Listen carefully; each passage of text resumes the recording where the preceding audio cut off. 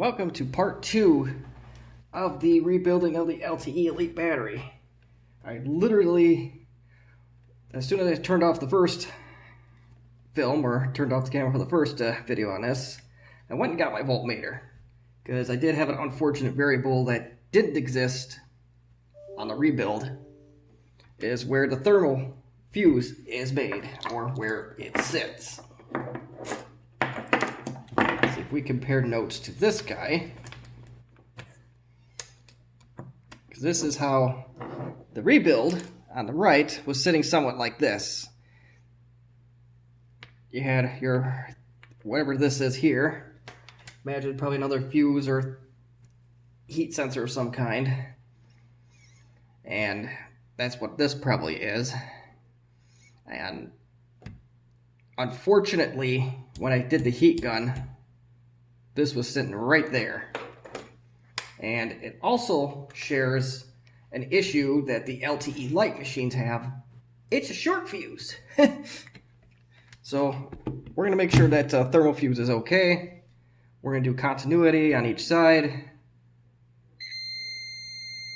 No problem. So that part is good. We didn't overheat this battery, or at least the parts we're going to reuse. So now you get the fun of cleaning all this crap up here, because we do need to reuse some of the components. Not too many, but some. And in theory, as soon as we get some of this crap out of here,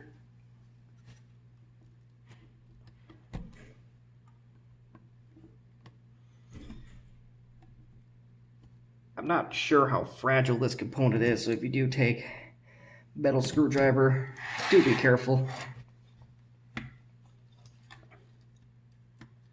Alright, that thing is free now.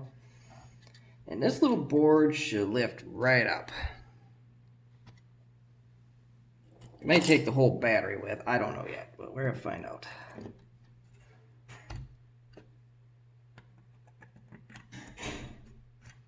There's your board. And just take note of how this thing lifts up. And this one is, like I said, significantly different from the rebuild. Look at all that hot glue crap under there. That's ridiculous.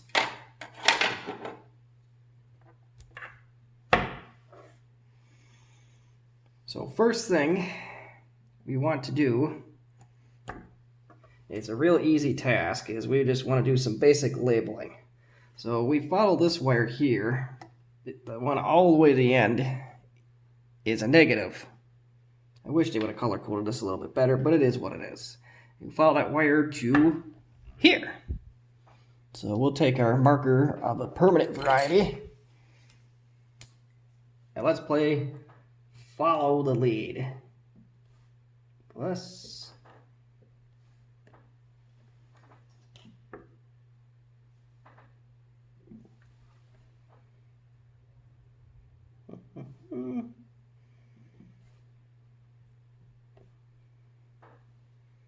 and thermal fuse. Let's uncover that so I can show you what that looks like.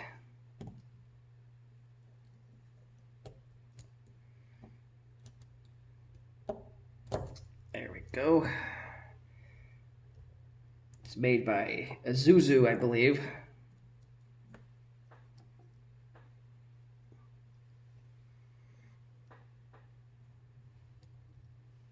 Yeah, I get a kick out of this product of Singapore, product of USA thing, when the cells are really made in Japan.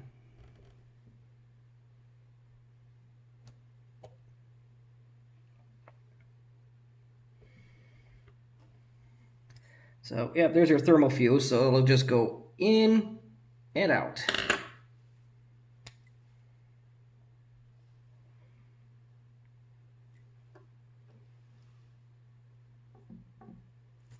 And, ooh, this is going to be fun.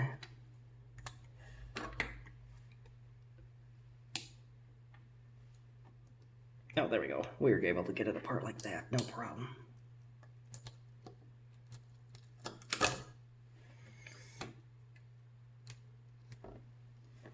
Rebuild does not have that, so I don't know if that's entirely necessary, but if you are allowed to attach it, or you have the room for it, go ahead and do that.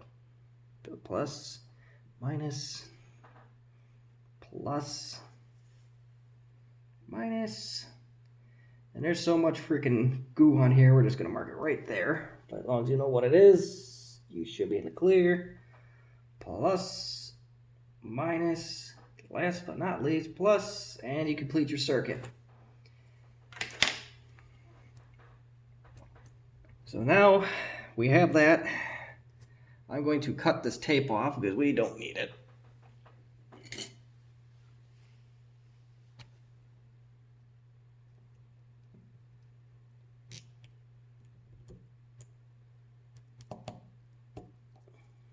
Or if it has an end to it, if you really want to feel fancy.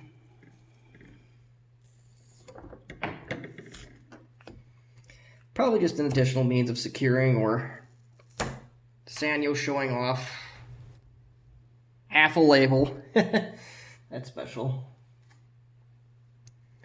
And now we got to make sure we get all this garbage out of here, or at least to a point where it's detached.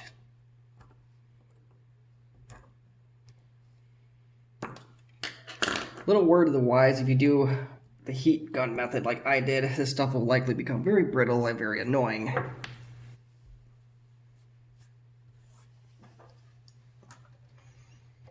So we got that underway, and we got to be very careful, because what I want to do is reuse this fuse, especially in the times we are living right now, where if we have to source parts, there is a good chance that you're going to be playing shipping container roulette, and I don't feel like playing that today.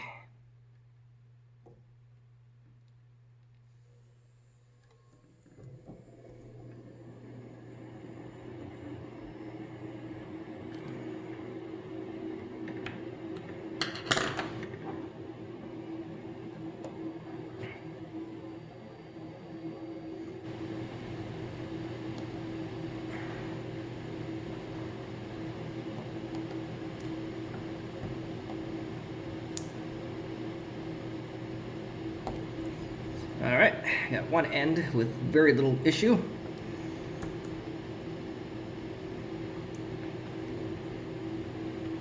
And that's not the end of the world. And if you really want to be certain, I want to try something here before I go too far. Damn paper.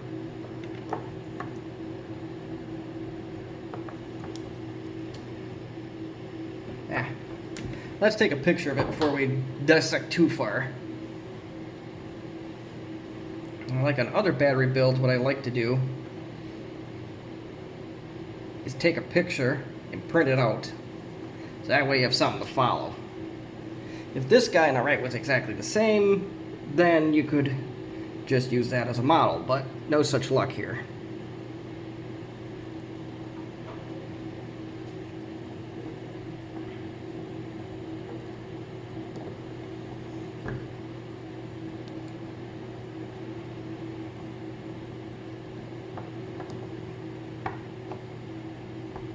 Alright, it's coming off, mostly coming off. There's your fuse.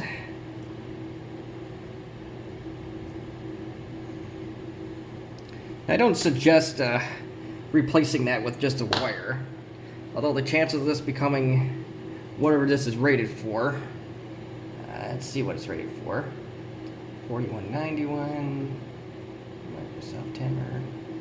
This is rated for 89 degrees Celsius, so it's a little bit more generous than, say, your LTE Elite counterpart, which is, I believe, a 70 Celsius.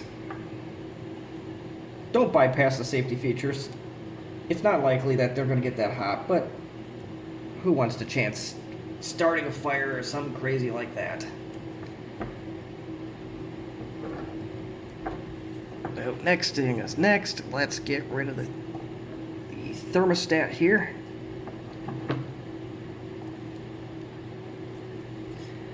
This is rated at 70 degrees Celsius, and even today, in the year 2021, these are very popular and very hard to find. Because the LTE 5000 series has a similar thermal fuse. And I found them. I have made the small clock batteries, or assembled them rather, for folks all over the world. And I will confess, some of them have 65 degree rated thermostats in them. Some of them have 70, because the 70s are just really hard to find. But at least there is still a safety feature in there. It's a little bit more sensitive, but there you go. Polarity not matter with those, thankfully. And there's two more you want to save. The ones going directly to the board. We're going to try and save those and reuse those as well, because I think we can.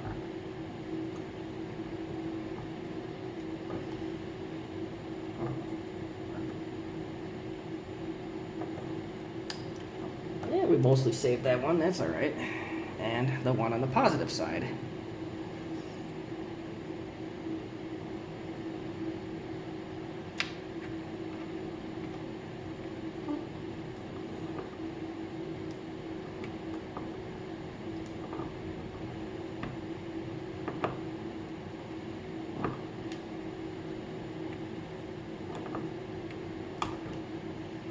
Alright. Board be off. Fuse be off. Thermostat be off. So all you are left now is with a bunch of paperweight batteries. And the funny thing about the Sanyos versus the Toshibas, and I would call it Toshiba syndrome because, well, that's what Toshiba products do. I think they're overall a very inferior company, but you can tell me that I'm wrong in the comment section if you like. Is that, but back to my point here, the Toshibas have all leaked, every single one of them. The Sanyos have not. Now, although the Sanyos here have absolutely zero voltage going through them whatsoever,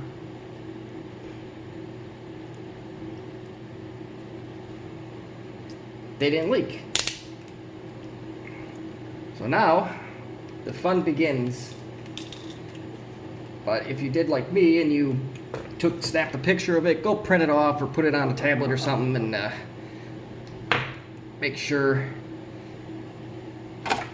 you know what you're doing before you continue on with the next step. So I'm going to go print off my picture, and then we're going to continue on. We have our cells, we have our spot welder, we have some nickel strip, some of it not on camera. I got my batteries from a company called Tenergy. I believe they're the same company that Batteries Plus used to use. I'm not sure if they still do or not, but here, we're going to try them anyway, and we're going to see what we can do with them. Their customer service, I will props to Tenergy on that. I bought a charger from them a few months ago, and they tried absolutely everything they could to get these. I had some nickel metal hydride batteries that just wouldn't, they didn't know when to stop charging. And they had me try a few different things, which actually work for a couple other batteries, but not those. But they did try, so, and it's possible that I just bought the wrong product for that. And the explanation actually was very good from them. It was like, well, nickel metal hydrides don't do this as well as nickel cadmiums. I don't remember the exact definition here, but as long as I know that they took a charge, I didn't really care. So we'll give their batteries a chance as well, since they've been around for a while, and it's not the cheapest of the Chinese. I didn't get them from eBay. Went right to their store, and I believe they sold them in packs of 4. So we're gonna have 2 left over, but I gotta rebuild other ones eventually, so the extra two are not going to be a problem here.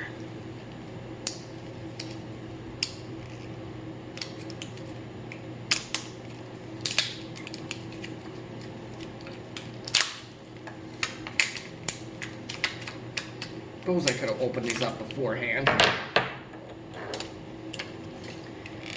Now, if you want to go with a name brand, these are 4/3 A batteries, 1.2 volts. As you can see on the Toshiba, that's what they use there.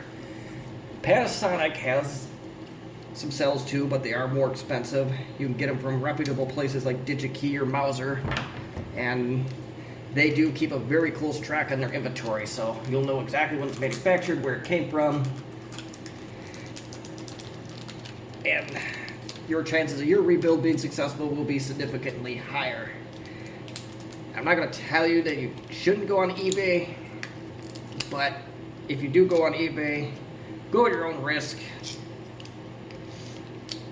There are a lot of crap on eBay, and you just won't get anywhere near the life that you would expect from one of these. Can't tell you how many generic MacBook batteries I bought from eBay, and they didn't last 6 months. So I went back and got the Apple original and had a little bit better luck. But let's get right down to business.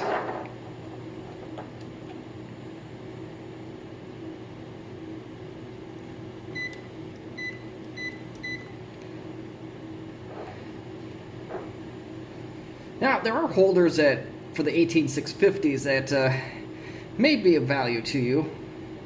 We're going to try to go free-handed first, and we'll see where it goes.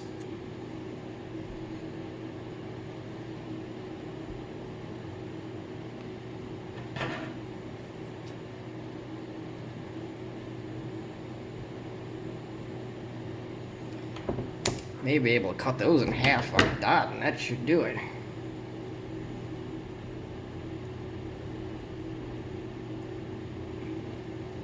That works out pretty well if that's the case. So we're going to start on this row here, if this was the actual... Well, actually, here's the original. We're going to start in the row that had the fuse and the thermostat.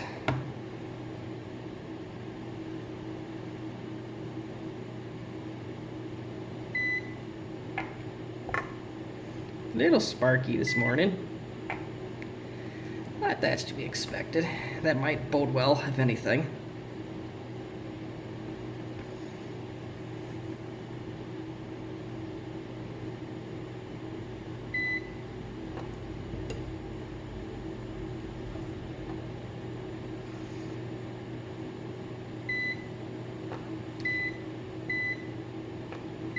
Not gonna hurt to have extras.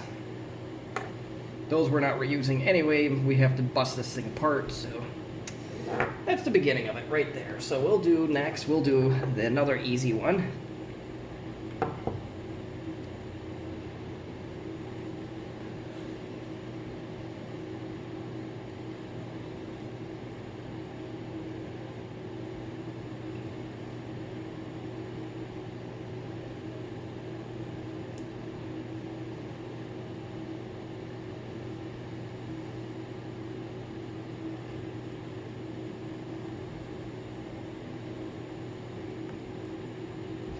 And this may be where those plastic holders come into play here.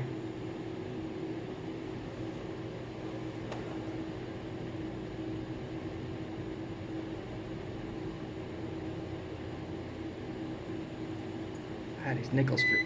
No cooperation whatsoever right now. Ah, what the hell?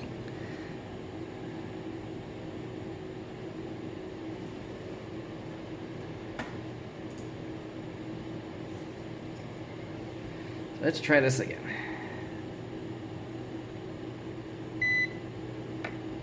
Well, we are attached on one side, and we can always attach the others later.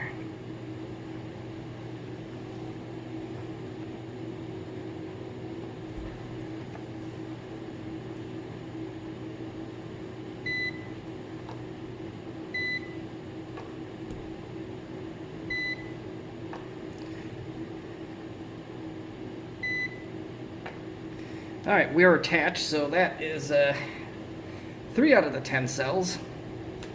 Now we get to play the fun of the fuse. We're just going to get that out of the way nice and early.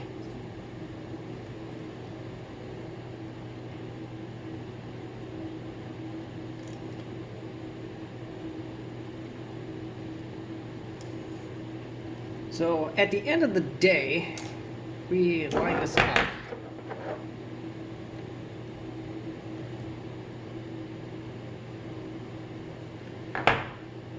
We have something like that.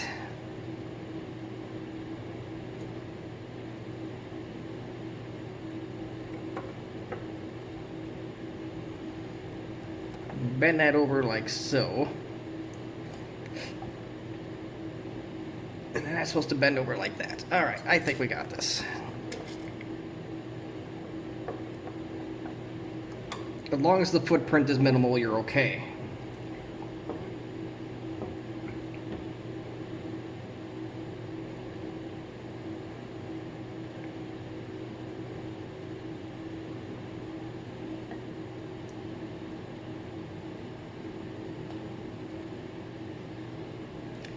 In fact, we may want to flatten this out just a little bit more. So that would be the role of a pliers or a needle nose. And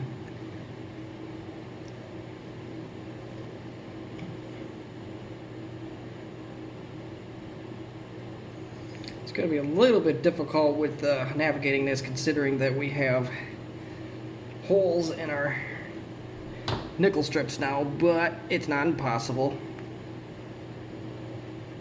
Let's bend that out of the way for now, and off to the races in theory.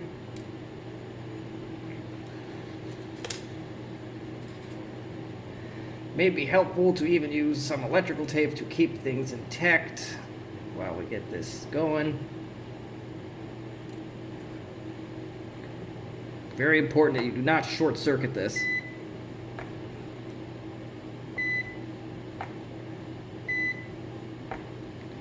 It is attached, so we should be good there. Tip this over. Straighten out the thermal fuse. And you're on.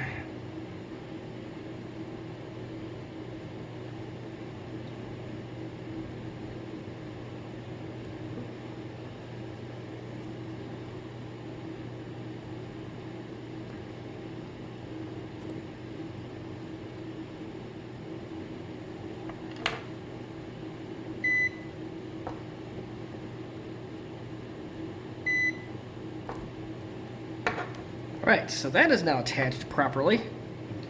Now we move on to the next fun, which should be not as bad as I'm making it sound in theory, but I don't assume anything.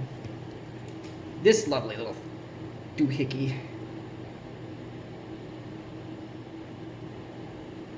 And I don't remember, yeah, and this side was up, but not that it matters all that terribly much.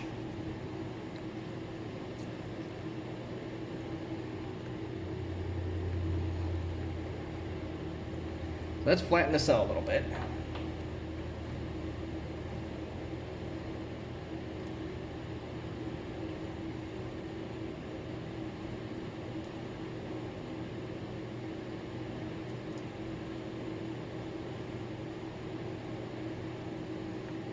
As long as you can lay this guy flat in some capacity, you should be good.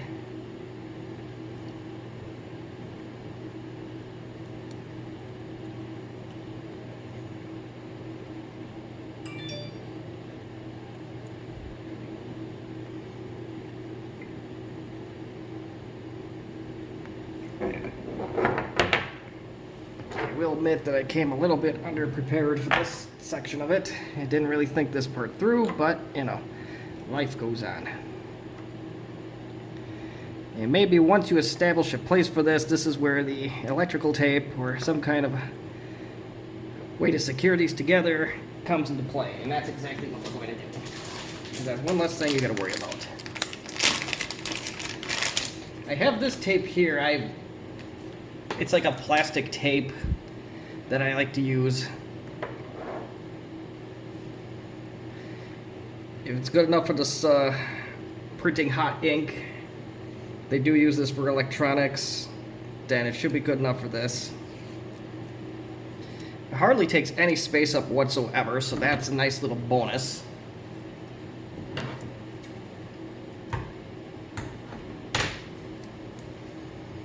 Let that fuse out of there, that thermostat out of there for a second.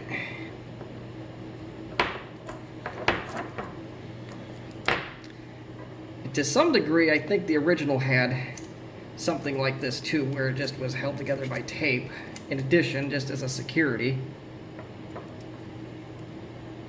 And I'm going to be honest, I'm not mad at it.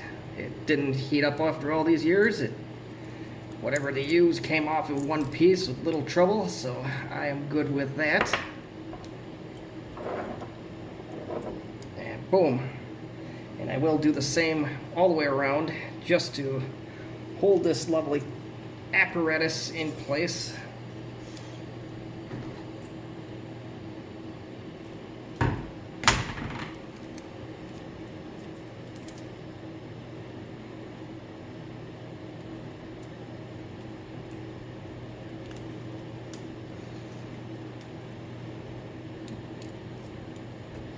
There, that should hold things in place while we do this. So let's get this puppy. So I'm almost certain that it went kind of like this. So let's do that. And then this side, we'll just have to bend it over accordingly.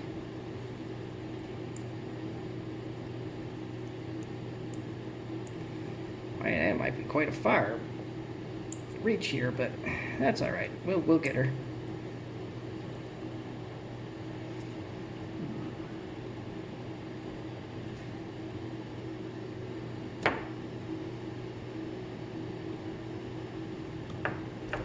Uh-oh.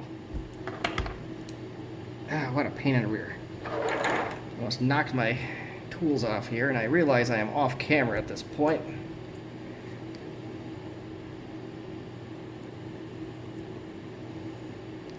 The university unfortunately does not teach how to use a camera. Oh, interesting. I thought I could do that, but it didn't do anything.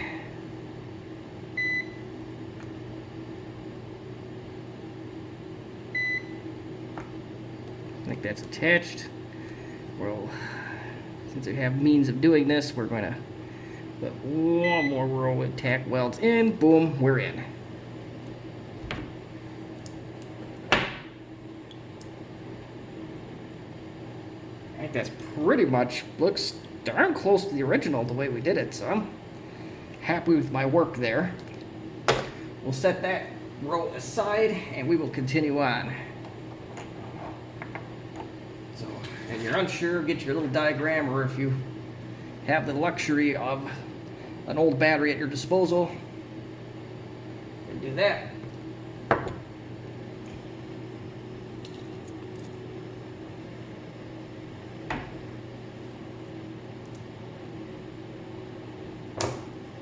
Gotta get more nickel strip put together here.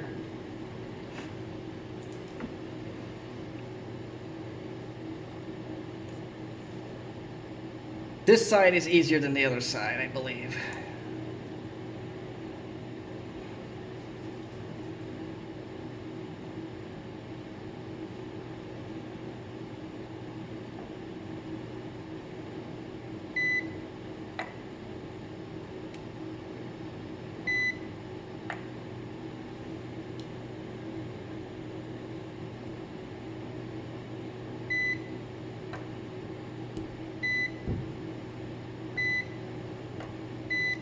Alright, so we got that. On to the other side.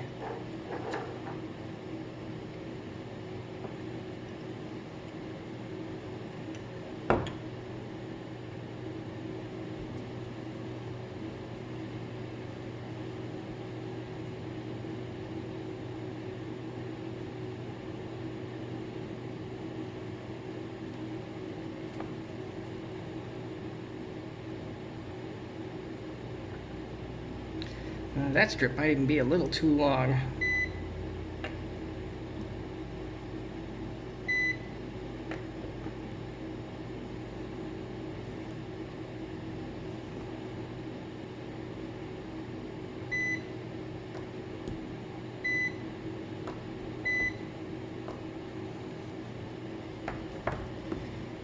And it's going together just fine. So we will continue on. Same drill.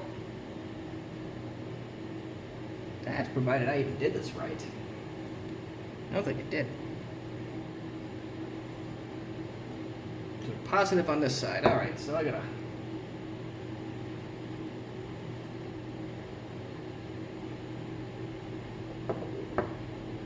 So I did do this right. Alright, perfect.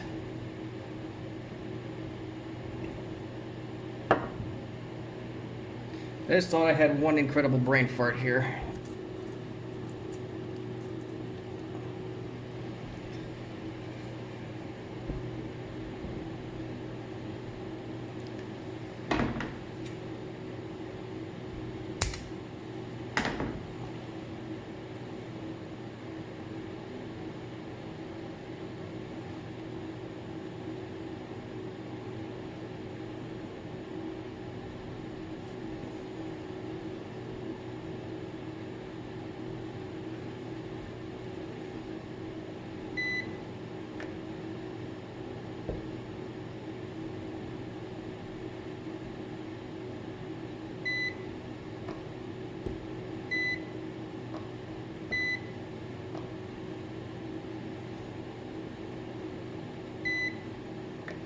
Spot welder's kind of getting hot for these.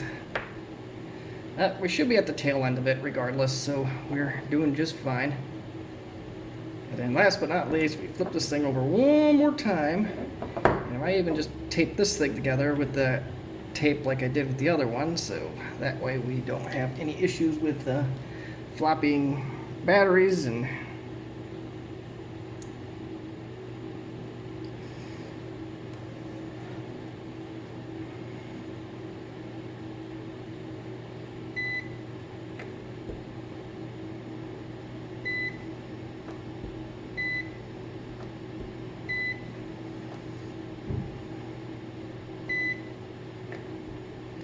yeah, there we go. So there's that. So now, before I continue with anything else whatsoever, there's going to be a couple things we're going to do. We will put the small row of tape on here just to make sure that we don't have floppy batteries. That's the first thing. Pretty easy, straightforward.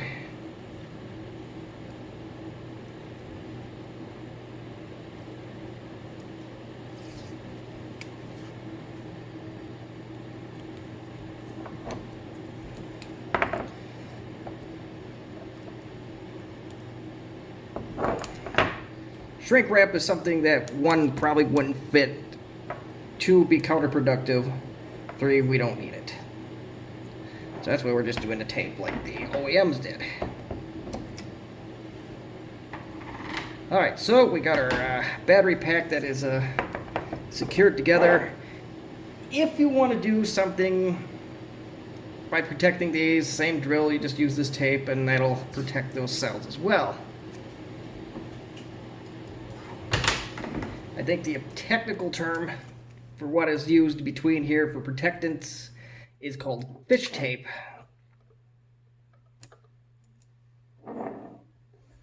But if you reuse the fish tape, make sure it's not completely falling apart. Like on some of these laptops, that's exactly what the problem is. They're falling apart and not providing any real protection anymore. And I know I got ahead of myself just a little bit because we still got to attach this to the other side. But not the end of the world. We just peel back and peel on.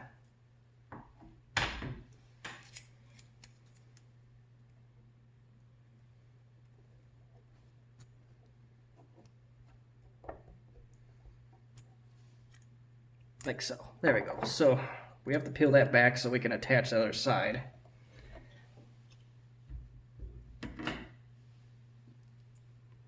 Okay.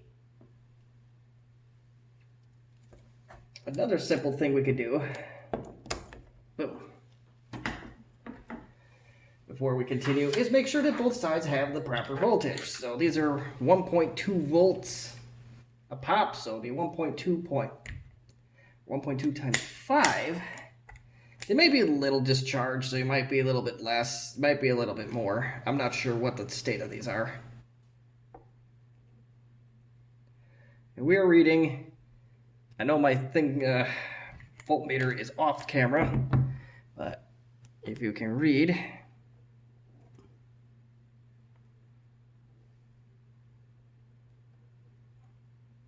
6.47 on that side. And last but not least, this is the more difficult side, so we'll have some fun with that. As soon as I figure out how to go about that on this cell. So we got, oh, there we go. I had to think about that one for a second. About the same. 6.4. So a little bit above the 1.2 volts that they need to be, so we are doing just fine. Now comes the query of, we got to connect the two battery packs together. Pretty straightforward. With the tape, between the tape and all that, shouldn't be too bad. I say should. Famous last words.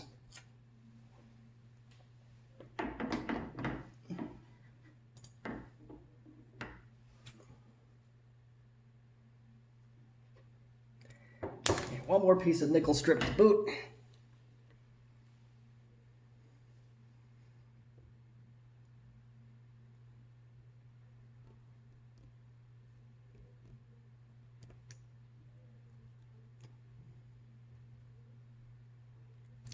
Let's get it attached to something first, then we'll worry about perfection here later.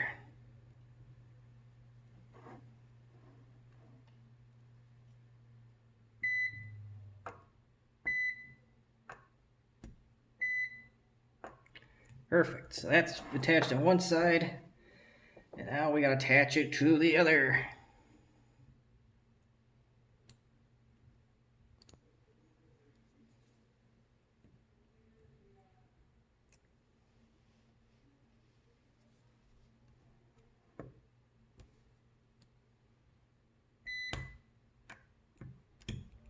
Then attach.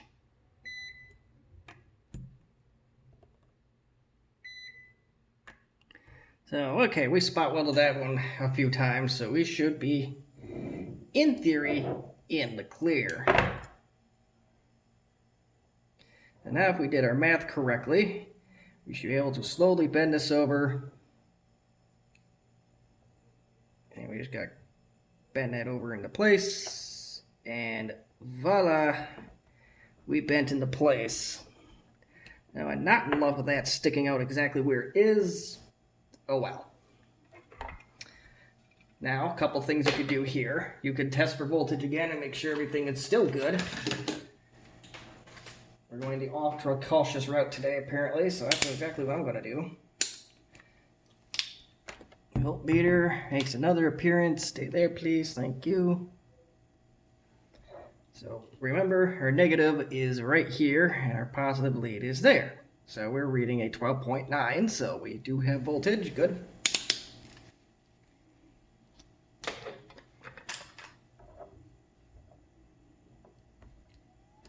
And we will also tape this off with that goofy tape.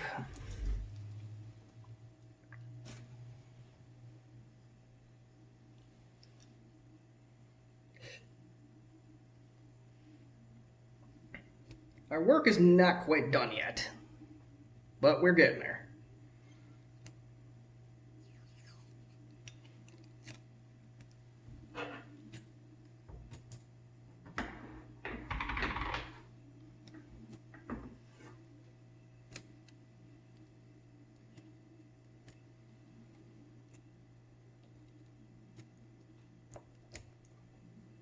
Not quite on that one yet, because we still gotta, I almost did it again. Now we find our board. And it's supposed to line up something like this, so our negative lead is gonna go first.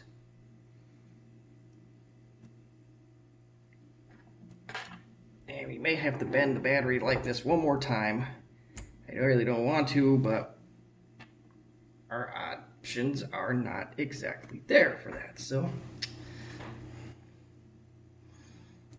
first things first, we flatten.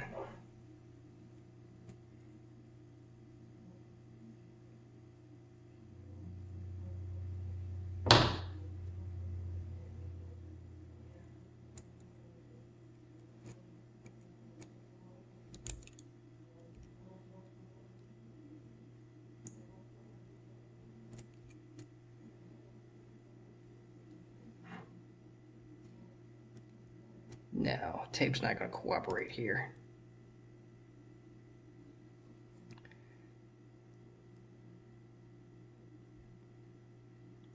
Try to line this up exactly where it was before. Otherwise, you may have a bad time with fitting this thing back together. We may have that regardless.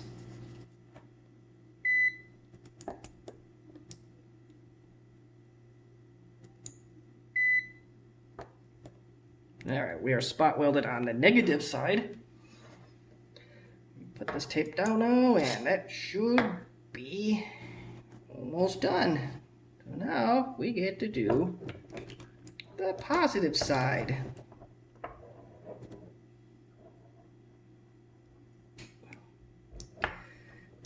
Then we get to do something really stupid and bend our metal all out of place. There we go. I think we got her mostly back together. So this one's going to be fun, this positive one. And the negative one comes right off, so this is going to be interesting. We're going to have to figure out a way to get that.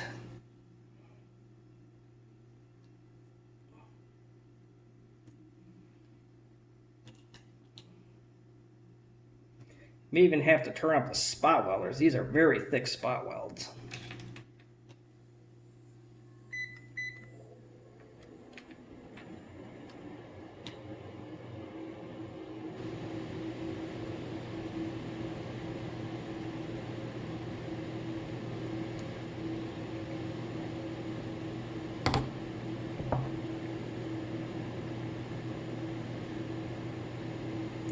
Be very careful not to short anything out, or you will regret it.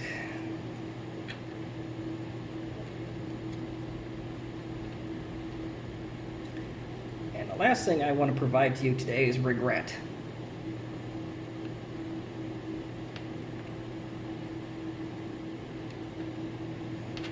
And this may be where we have to stand batteries up on end, and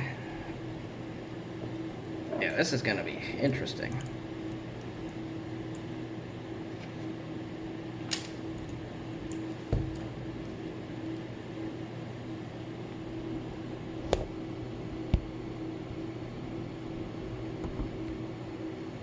That's certainly almost not going to work.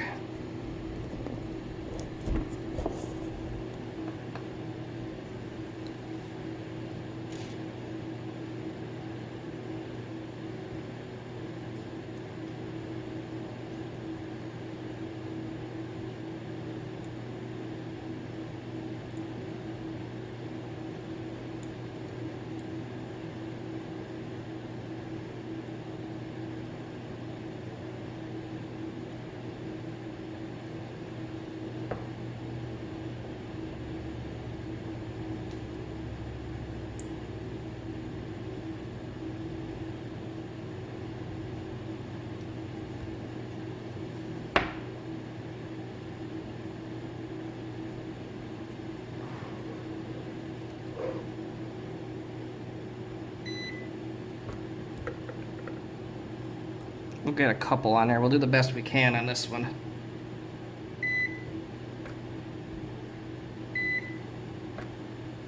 That one seems like it's attached. So we'll see. Now we got to do the same for the negative again, because that one came out, but as things happen.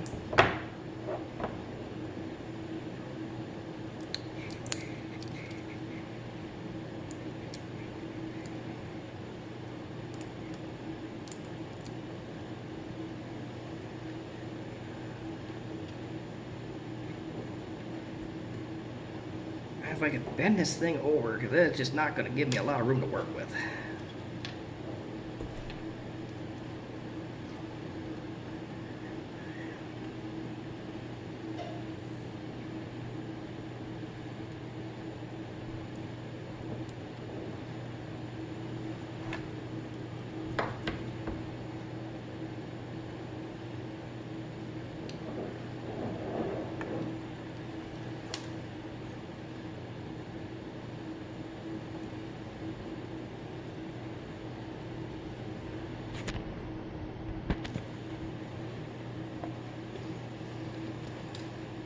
Trying to do this what I think is the path of least resistance, but that doesn't mean it's the case here.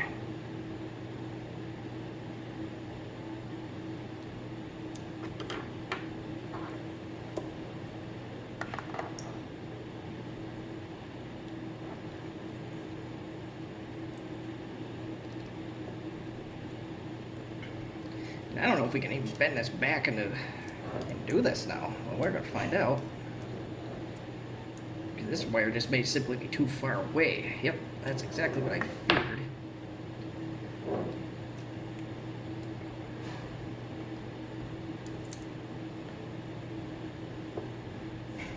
So you need something heavy to push this up against. There we go.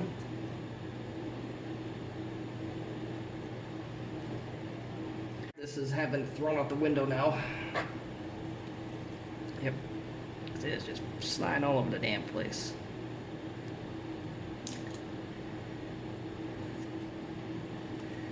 Of course, the spot welder's too damn short. I have the old battery. If we make ourselves some pseudo weights here. There we go. Let's try that. So put the spot welder wherever you want.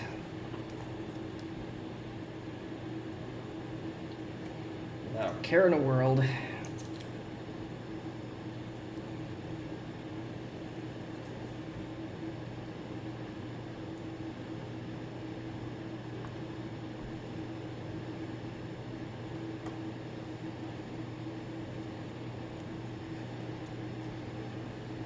This is remarkably still too short.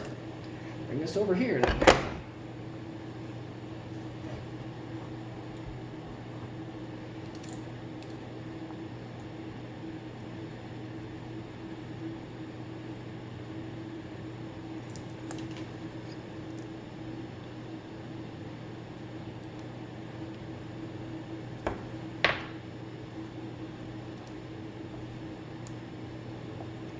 Alright, we're going to have to reinvent the wheel here a little bit.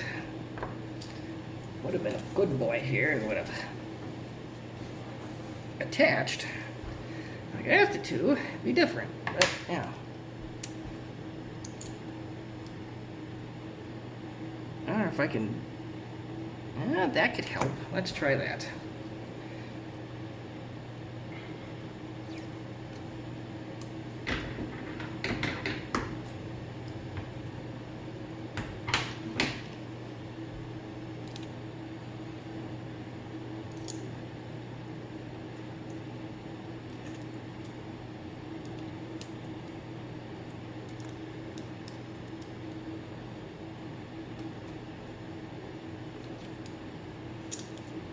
It kind of worked. Didn't exactly do what I wanted it to do, but let's see. Maybe it'll be enough to hold this in place.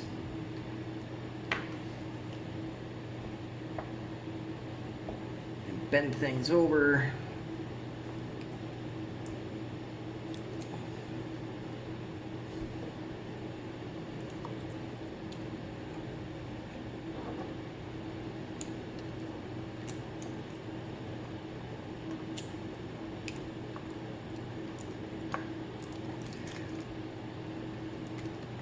Well, as soon as I figure something out with this, might be next year. It just certainly feels that way. Got one side in.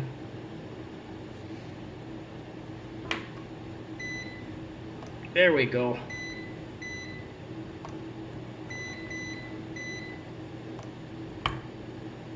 It's in there a bunch of times now.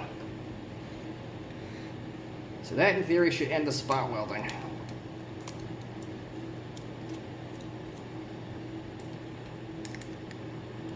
Take that up. And voila.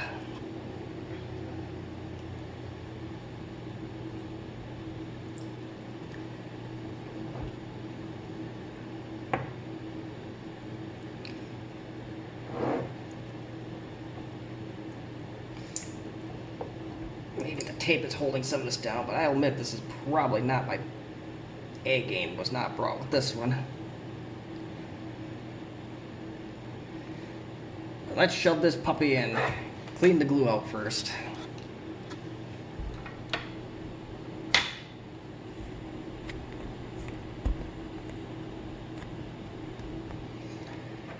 Or leave the glue in. We'll see if it fits without it.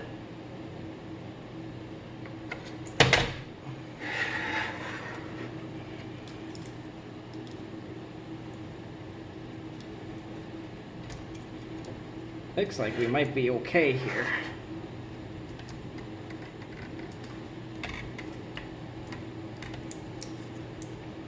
Looks like the tape might be getting in our way. I don't know yet, but we will find out. In real short order here, we will find out. So we slide right in. I like this design over what the LTE Elite features, which is a direct connection to, there's no protection, let's just say that. And it's just individual things that just come out.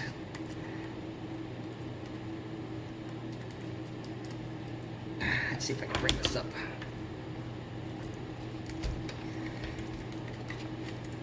May not be able to do the tape thing.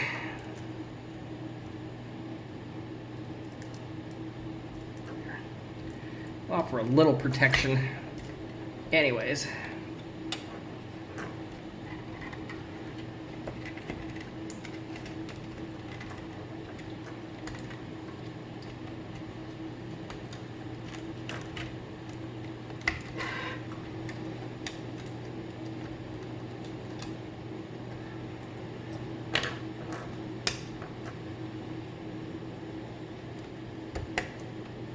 All right, so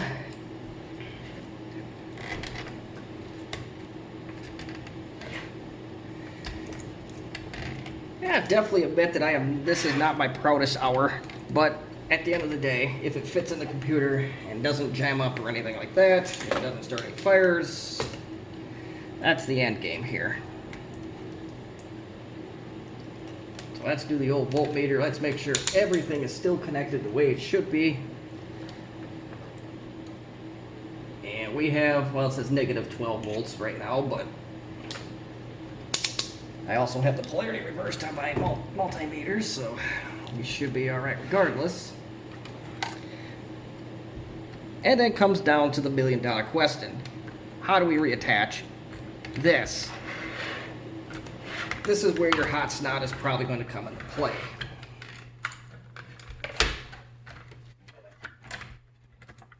Yeah, this is not going together like I would hoped.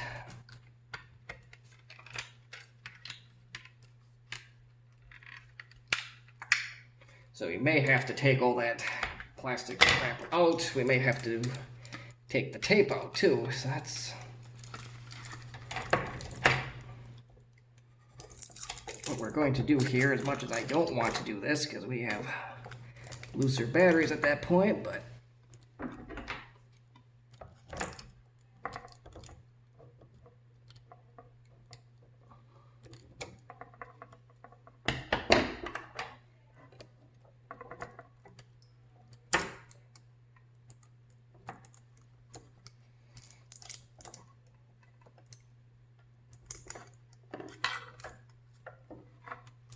we'll do that.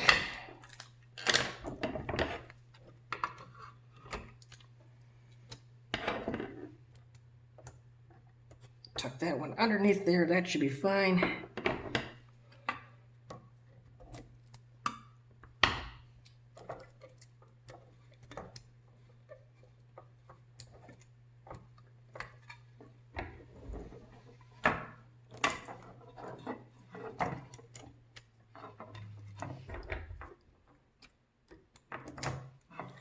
There you go. That might help us a little bit. Hopefully I don't have to take any glue out.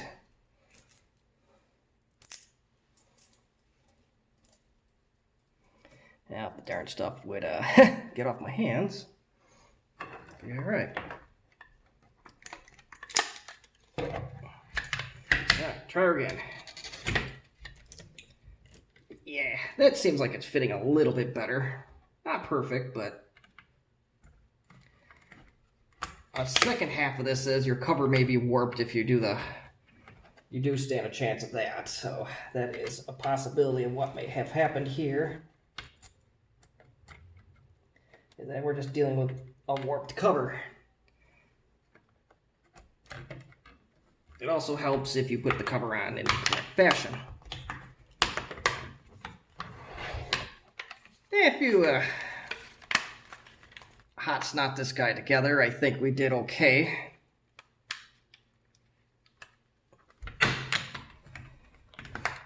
It is mostly going back together like it originally was, so now the last part of the test. We'll get the computer together and then we will try it out for ourselves.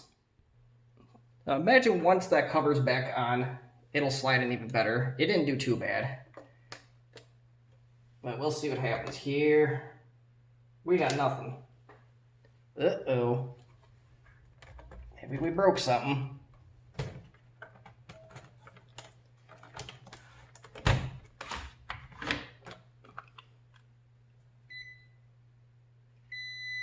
So let me take my voltmeter. Let's see what we have. If we still have 12 volts, and we have nothing.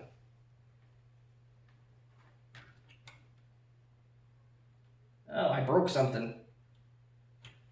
Wonder what happened. It happens. So I guess I'm going to have to go offline and figure out what happened here, because now my battery has absolutely no voltage, so a spot weld broke or something broke along the way. So like the magic of video editing, I will tell you what happened right now. Okay, so I found the culprit on mine. The thermal fuse became disconnected during my discombobulation process. So I got that tack welded back on. We're going to slide her back in. And I really want to try it with the cover. I don't know how it's going to work, but like I said, once it's reattached, I think we should be good. We got power this time.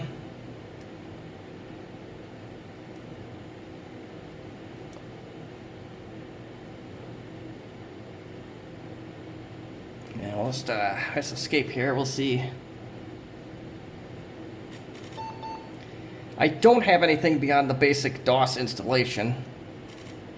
But right now, it does say question mark, so we'll have to plug it in for a while. We'll see what we can do to get that off of the question mark. And if you're new to these videos, this may not be full representation of what is actually a remaining charge on these computers. The original batteries were somewhere in the neighborhood of 2.4 amps. These are going to be 3.6, 3.8. That does mess with the charging circuits on these a little bit. Doesn't harm them, but it messes with things, so that is something to watch out for. So for the time being, I am going to plug this in, as that is a very important test as well. And with the magic of video editing, this will take only a few seconds. And we get a charging light on the battery itself now, so that's good. So as soon as this says it's fully charged, we will continue on. Okie doke, I just unplugged it, and according to records here, we have 2 hours and 45 minutes of runtime on this new battery. Took, I don't know, hour and a half to get it back to that point, but it looks like it's doing the job. I also want to pull this out. We'll plug her back in to do this. I'll confirm that it does bring up like it's supposed to, eventually. Like I said, the battery is going to pull out a little bit hard as I don't have the cover on all of the way. I have to do this two-handed. Oh, there we go. battery's pretty cool, actually.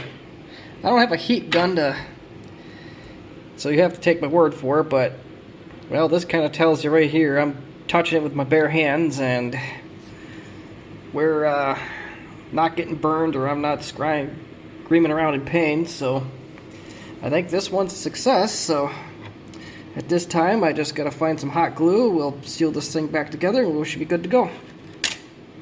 At some point, I know there's a lot of LTE 5000 users out there.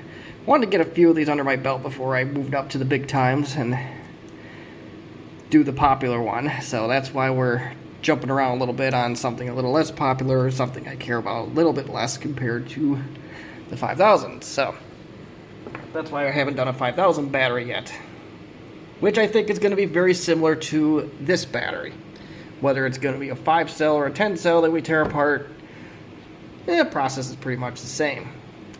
That being said, that's going to end the video for today. If you have any questions or comments or constructive criticism, feel free to leave them in the comments section. And as always, thank you for watching.